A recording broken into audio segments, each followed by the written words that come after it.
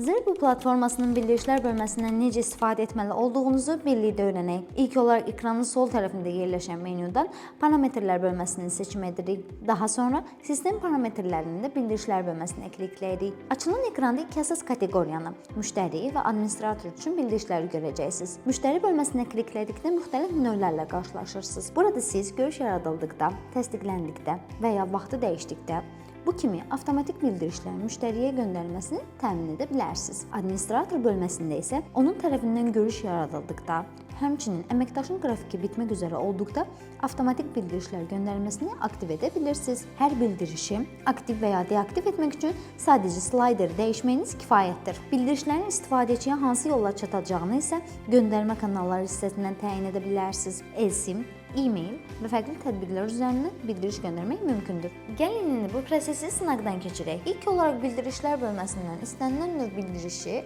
aktiv edirik. Daha sonra müştəri üçün rezervasiya yaradırıq. Əlaqə nömrəsi və e-mail ünvanını da qeyd etməyi unutmayırıq. Bu zaman müştərinin e-mail ünvanına bildiriş göndərilir. Əgər digər bildiriş növlərini də aktiv edərsəniz, onlar üzrə də bildirişlərin göndərilməsini təmin edə bilərsiniz.